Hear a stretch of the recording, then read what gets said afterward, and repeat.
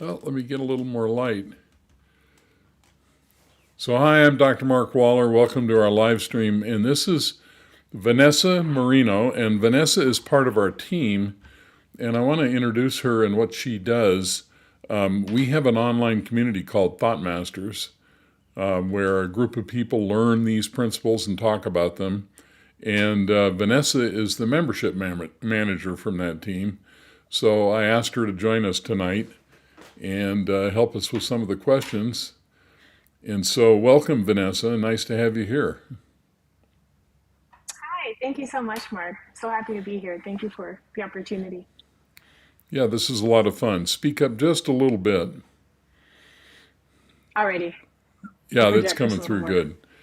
So why don't you lead Okay, us got off it. tonight with, you said you had a question on your mind. Go ahead. Why don't you start? We're going to talk about whatever is appropriate to our channel, Mastering Thought. And Yeah, so you get us rolling here. absolutely. So, one of the first um, topics of conversation I'd love to discuss is the awakening and what that entails. So, when I started watching your channel, I was really surprised that you had this, I guess, how do I put it into words? You had this magic pill, I guess, so to speak, of how to challenge overthinking. So I've been a chronic overthinker all of my life, and I find it really difficult to just shut my brain off. And Uh huh. so once I had looked at some of your videos about how to challenge overthinking in a couple of simple steps, I I really challenged to that. Like I don't think that's possible. I don't think I'm capable of being able to switch that off. I mean, Right. I've been an overthinker for years. I mean, even since I was in elementary school, which is really depressing when I think about it. But it's become so ingrained. And what I noticed, so just to give some of our viewers a background about what the awakening entails, is having that thought, having like just any random thought, like I'm going to go brush my teeth, or I wonder if it's going to be hot today. Um, Capturing those little simple thoughts. So you allow yourself to have that thought. Um, you watch yourself have that thought, but you then turn the tables and become the observer, and you watch yourself having that thought, and then you notice that the voice in your head goes away.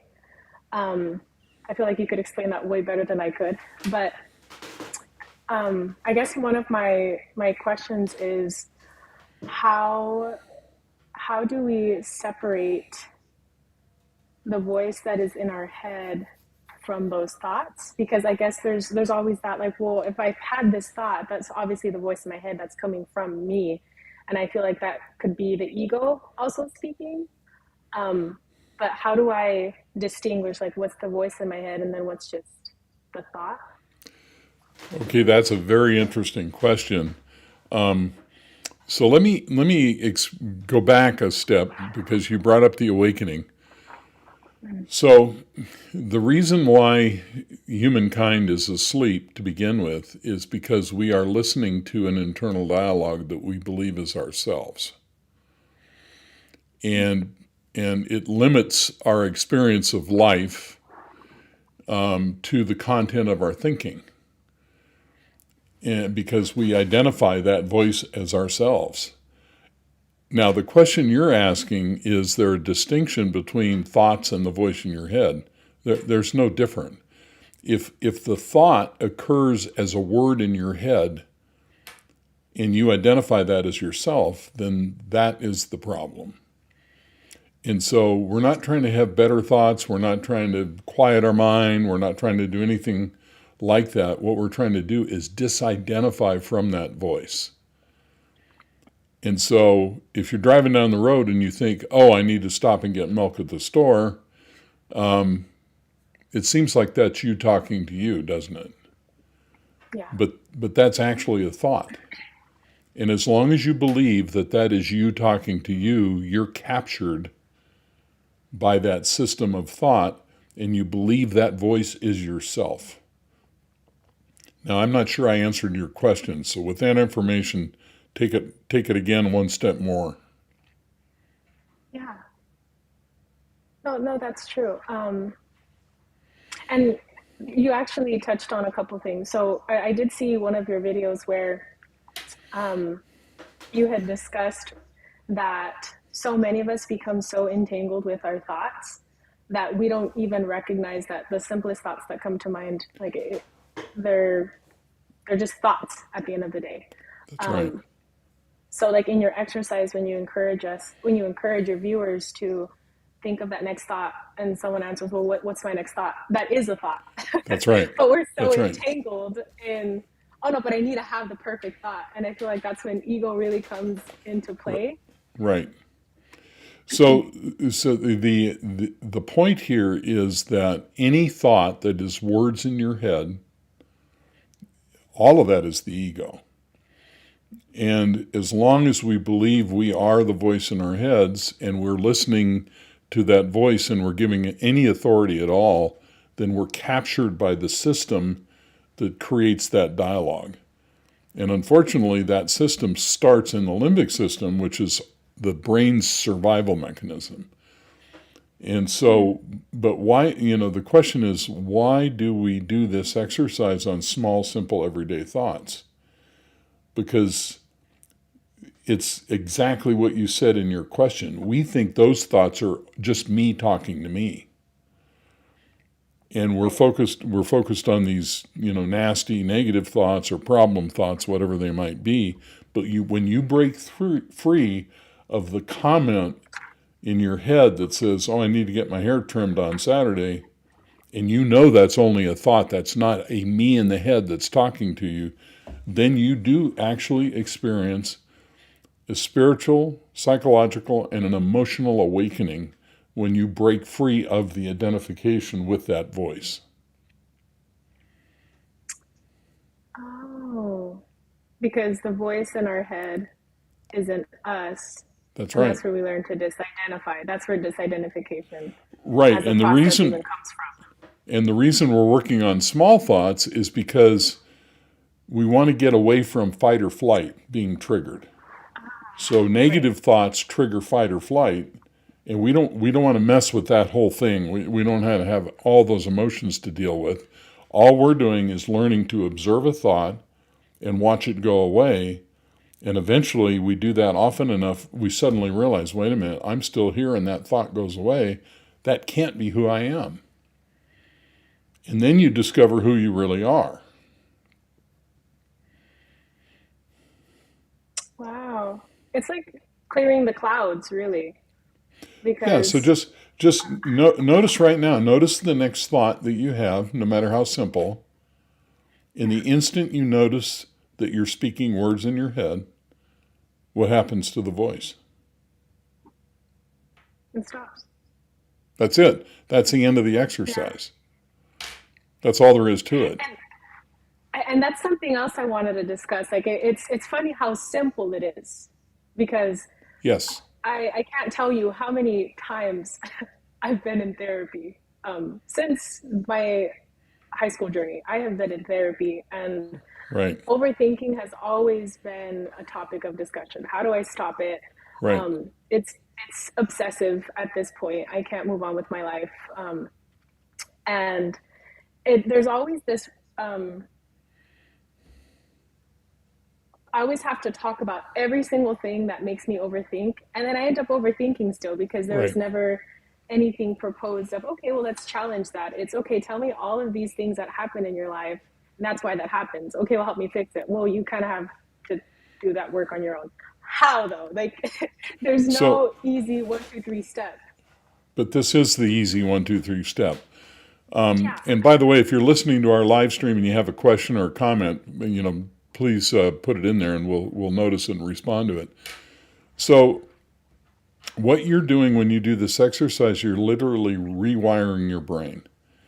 And there is a light bulb moment that happens when the voice in your head you can call it overthinking or whatever, and you will suddenly realize that voice is not who you are.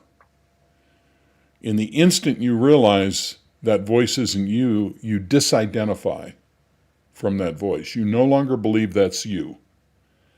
And that's when you go free and you don't overthink anymore. You just don't care about it because it's like a house of cards. It just suddenly collapses. And what you think was all this important drama and everything going on, you realize that it's just a mental structure that's driving you crazy that you're creating on your own. Great. And once you disidentify, you realize there's no legitimacy to it and you don't want to do it anymore. And so you don't. And gradually your head gets quieter and quieter and quieter. For instance, whenever you and I are talking, I don't have comments going on in my head. I just don't have it. Why is that? Because I'm a higher spiritual being. No, that's not the reason. The reason is I don't believe in that voice. And so it just doesn't bother me anymore. And so I'm not sitting here, interpreting what you're doing and interpreting what you're saying. I'm not doing any of that. I'm just completely connected to my experience with you without any commentary going on at all. And you know what we call that? Awakening. We call it living. Yeah, an awakened life. That's beautiful.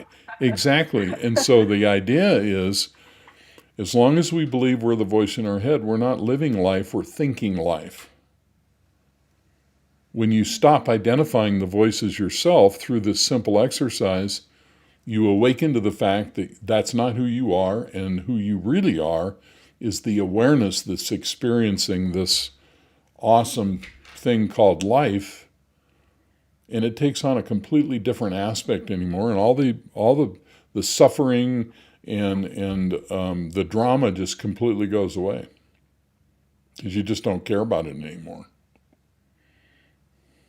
And it goes back to the root of how the awakening happens, which you start on the basic thoughts. That's right. And I think, and that's where I want to tell viewers, like, don't do it with troubling thoughts or very depressing, anxious thoughts. Just start on like simple thoughts of like, oh, I need milk for my cereal, or I need some eggs and bacon for the morning.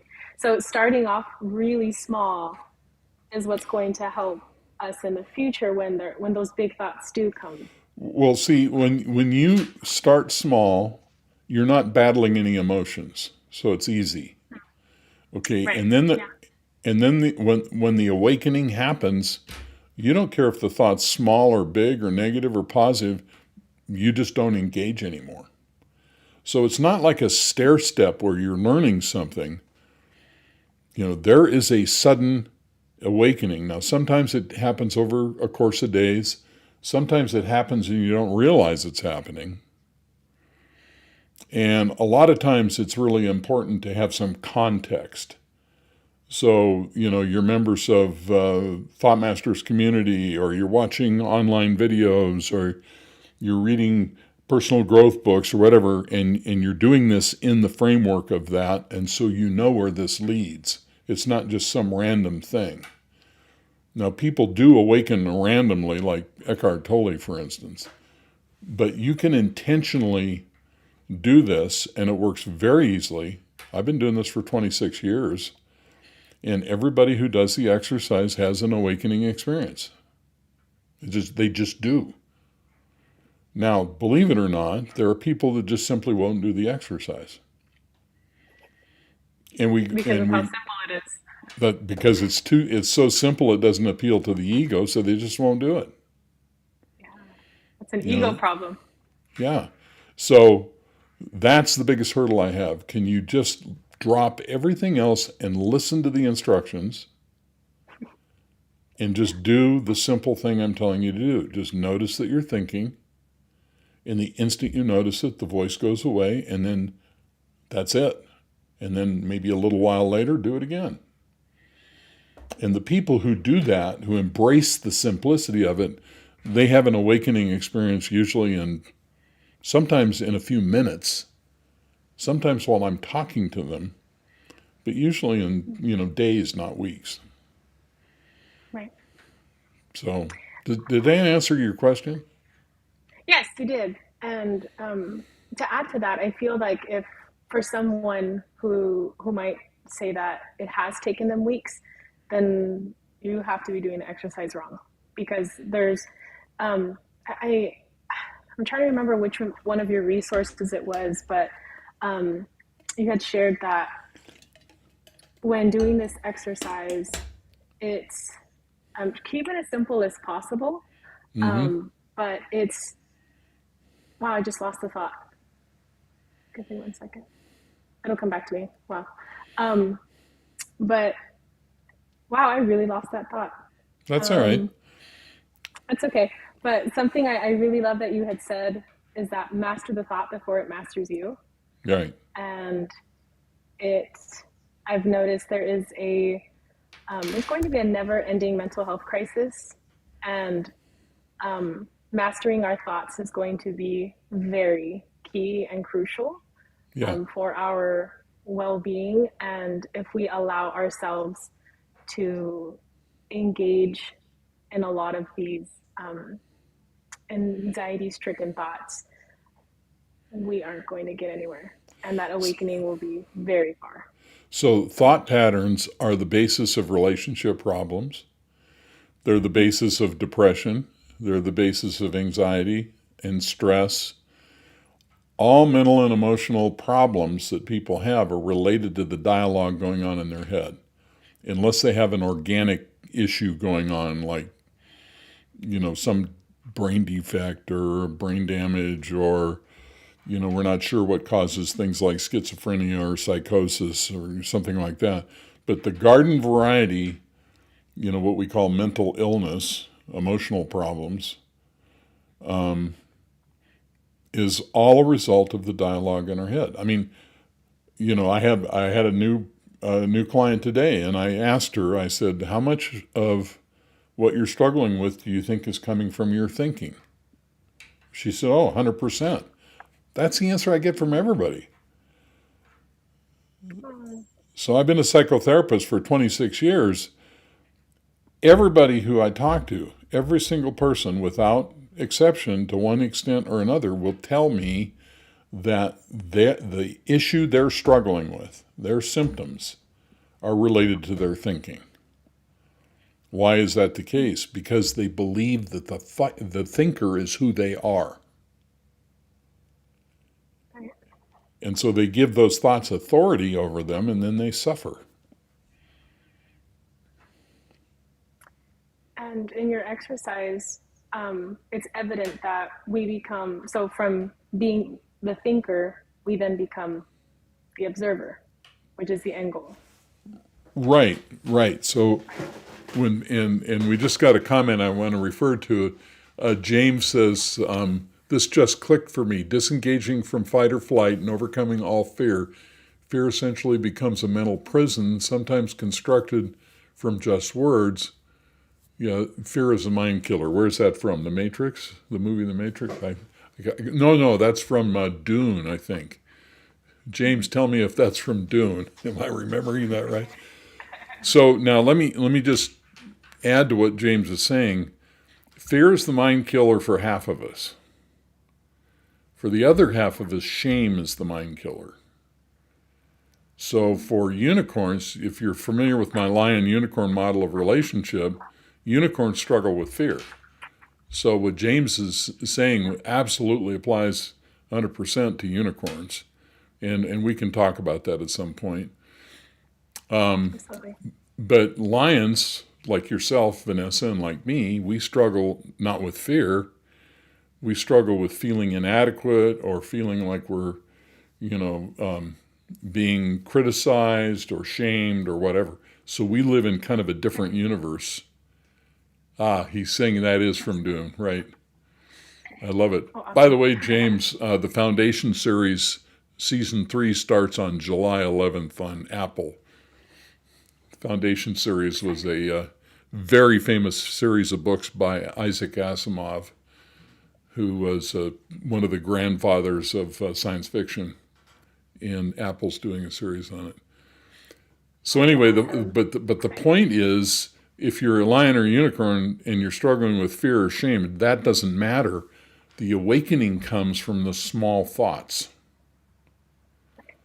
So we don't have to confront our fear. We don't have to confront our sense of inadequacy, our shame, We don't have to do any of that. And we don't have to go into that dark place and battle, Darth Vader. We don't have to do any of that. All we have to do is train ourselves to observe a thought and watch it go away. And that literally rewires the brain. James says, "Oh, cool, we'll check it out." Yeah. James, go see season 1 and season 2. They're wonderful. They're awesome. Okay, next question. Does anybody have a question? James, if you want to ask a question, go ahead. If there's anybody on the live stream, put it in the comments. Vanessa, next question from you. Yeah.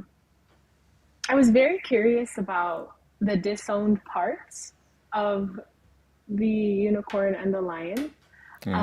So disowned parts meaning like personality characteristics of ourselves that we don't like about ourselves, but then when we see somebody, we really don't like it. So there's that projection happening, right? That partner projection, if we're considering it in the relationship context. So I wish I had a slide I could show on this. This is the dance of the lion unicorn right here. So you notice the lion, we all have emotional pain. The lion's emotional pain is they feel like nobody cares. When they feel like nobody cares, they get angry. That anger triggers the unicorn's anxiety. They avoid the conflict, and then around and around it goes. But the next level of the dance of the lion and the unicorn is the level of disowned parts. Well, if you look at this, you can you see my cursor moving around? No. I do not. Okay, it doesn't come through on this. So the unicorn's pattern is a passive pattern, and the lion's pattern is an active pattern. And so lions display anger, and unicorns avoid conflict. Okay, so you're a lion.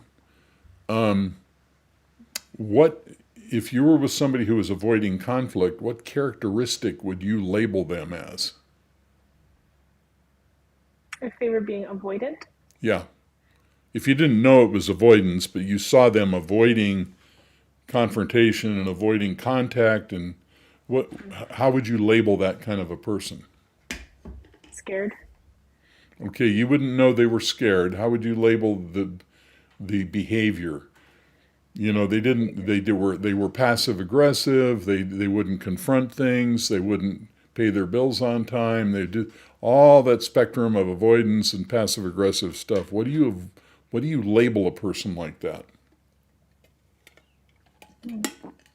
I mean, I guess avoidant, elusive. I'm kind of setting you up here. You want me to give you the answer? Yeah, I kind of felt that. Yes, please. Yeah, I'm sorry. That's okay. I'm trying hard. So every lion that I know of would label that person as weak and irresponsible. Yes. Right. Get your stuff together, man. Yeah. Right, exactly. And so now, what do you think?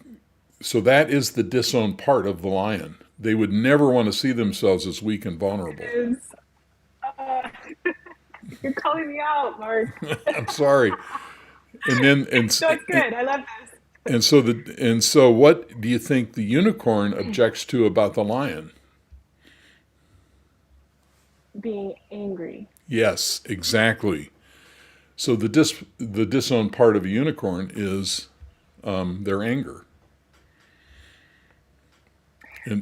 So it's opposite of like what you just showed us. So the unicorn is avoidant, and the lion is angry. But you switched the two. So the unicorn's actually an angry person, right? So the no, what very vulnerable. the unicorn is very angry. They're always as angry as the lion. They just use passive anger. Okay, so James is asking, am I to understand unicorns and lions as different personality types? Yes. Or are both of these elements within? They're within each of us, but no, they predominate. So if you're a lion, you're probably going to be in a relationship with a unicorn. And if you're a unicorn, you're going to be in a relationship with a lion 90% of the time. And this has to do with fight or flight, with attachment theory, being preoccupied or avoidant. And I wrote a book about this called The Dance of the Lion and the Unicorn. And this really lion unicorn model, which is, again, right here, describes people in a relationship. So I know we're kind of jumping ahead for viewers of this. You may not have a background in this model yet, but if you go on Mastering Thought channel, you will see, if you really want a good video on it, it's called The Dance of Pursuit and Avoidance, I believe, that explains the whole model. So James is saying, let me get Vanessa back here. They hate the aspect of themselves they have disowned, but they see it in the other person. Yes, that's exactly what they do. And then they attack them for having that personality type or that personality aspect that they don't want to see about themselves. So the unicorn with a more passive system sees the lion's active anger. They don't want to see it in themselves, so they attack the lion as being angry. The unicorn, so the lion doesn't want to see themselves as weak and vulnerable, and the avoidant behavior they label as weak and vulnerable. And so they project their own weakness and vulnerability on their unicorn partners, and then they attack them for being weak and vulnerable. That's what they do. Wow. It's a lot of projection going on. It's absolutely projection, right? Yeah. Right. Is there a possibility, and since you are a marriage and family therapist, have you ever seen situations where you've had a couple that they're both lions and then another one they're both unicorns? Or is it Yes. more often than not lion? Oh, yeah. Okay. Oh, it's a lion and unicorn 95% of the time, in my Oh, experience. wow. But the problem with two unicorns is there's no passion. So they're both unicorns tend to be avoidant. So what are they going to do? Just kind of avoid one another. Oh, Yeah, that's depressing. there's no juice. What do two Yeah. lions do? They fight for dominance. Right. Oh, yikes. And Fight for the so one. yeah, and so I'm married to a lion. We're both lions. But How's you know that what they going? say, happy wife, happy life. So, I back way down. Yeah. Oh, Yeah, but if you okay. want more information on the lion unicorn model of relationships, you can check out my book, The Dance of the Lion and Unicorn. It's available in an Audible book or as a Kindle book. And we do have quite a few. If you go on Mastering Thought, there is a playlist that involves lion and unicorn videos. You can go check that out, get more in depth. So we're starting to run out of time here a little bit. If anybody listening has a question, put it in the comments. We'll take one more from there. In the meantime, we'll take one more from you, Vanessa. Yeah. I was curious about how lions and unicorns find each other.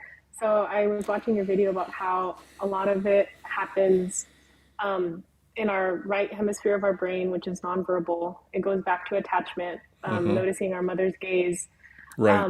So our mother's gaze, so it's going to affect how we see someone's gaze and what their emotional landscape looks like. And if so for myself as a lion, I'm going to try and seek someone who is a unicorn in order to really benefit, or for my benefit, in order to heal from any wounds that might have developed. And I guess I'm sorry, I'm just over here explaining. So I guess what my question is, how does a mother's gaze, how does that correlate with what I would do in trying to seek a potential partner? Okay, that's a very good point. So the first thing a baby does developmentally, and we got a couple questions. that I'll get to in a second. The first thing the baby does developmentally is learn how to read a face. And they learn how to read their mother's emotional space, their emotional state, by looking at her gaze. Okay, that learning, we can't talk about it because it takes place in the right orbital frontal cortex. Well, the whole right hemisphere is nonverbal. So when I look at your face, I know all kinds of things about you, but I can't articulate any of it because the knowledge is in the nonverbal part of the brain. However, Oh, fast forward 30 years, and when I meet Larry or Gina at the cocktail party, when I look at that person's face, I know exactly what their emotional landscape is. And if it matches my model that I brought with me from my childhood, then there's a high likelihood we're going to end up exploring a relationship. And that's how that happens. so a lot of our relationships choices are based off of assumption, really, It's all because, like you nonverbal. said, it's nonverbal, It's and we don't nonverbal. know. Yeah, we say, oh, we Yeah, like, both like skiing and we enjoy health foods. And no, that's not it. I'm with yeah, you because you remind me of my mother emotionally. That's the real yeah. reason. I would love to unpack that at another time. Let's do that. All right, two things. Let's wrap this up. Elizabeth asked this: what parenting habits might lead a child to overthink, and how can I avoid them? I think I can't answer this specifically because I don't know the answer specifically. But the best thing I believe a parent can do is lead an awakened life and parent from that awakened state. And by doing that, you don't dump your toxic waste into your child, and they have better than an even chance now of not growing up to be overthinking or neurotic or whatever else is, potentially could happen to them. So I think if you give them, authoritative parenting that's consistent and a lot of love and acceptance and enrichment in their lives coming from a place of awareness yourself, then I think in general, your personal growth will affect the welfare of the child. And probably that's as close as I can come to answering that question. But Elizabeth, if I haven't done a good job on that, reach out to me. My email address is in the comments, and I'll be happy to dialogue with you. And then let's see, one other thing.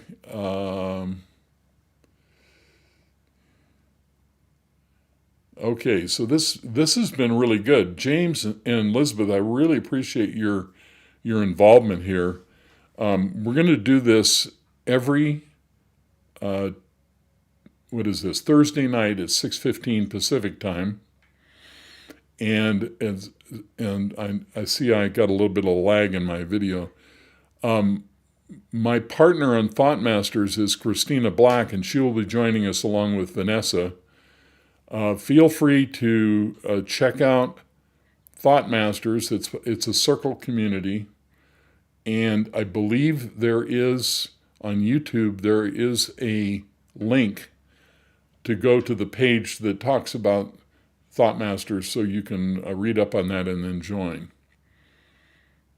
So in wrapping this up, I really appreciate your involvement in the comments. And anything else, Vanessa, before we pull the plug? I would highly urge anyone who is curious about relationship dynamics, and just dynamics with people in general, to really look at the dance of the lion and the unicorn. It has been a model that has helped me in my friendships, with some of my talking stages. And it helps me to see that this model is very versatile, in the sense that we deal with lions and unicorns every single day. And once you can identify whether you are a lion or a unicorn, it also helps you to see what perspective are you coming from, and what potential perspective the person that you're speaking to also comes from. it's just very helpful, and it also leads to a different type of awakening for sure, Mm-hmm. and just being aware of how is it that I view the world, and how do my friends see the world? How does my partner see the world? How does my mom see the world? And hopefully we can um, discuss that a little more next time. I feel like there's just always so much to talk about when it comes to the dance of the lion and the unicorn, because it's Great. our relationships in a nutshell. Thanks for that endorsement. And while you were talking, Vanessa, Brett Black, who is Christina's husband, asked, "Are we going to do this every week or every month?" We're going to do it every week, except we're coming into July, and I'm not going to be available for a couple weeks in July, and we'll announce that next week. But after I get back, we're going to be very consistent. And either I will be here, Vanessa and I will be here, or Kristina and I will be here, or all three of us will be here from that point on every Thursday at 6:15. Awesome. Looking All forward to right? it. This was fun. All right. Thanks so much, everybody. We'll see you next time. Thank you. Bye. Bye-bye.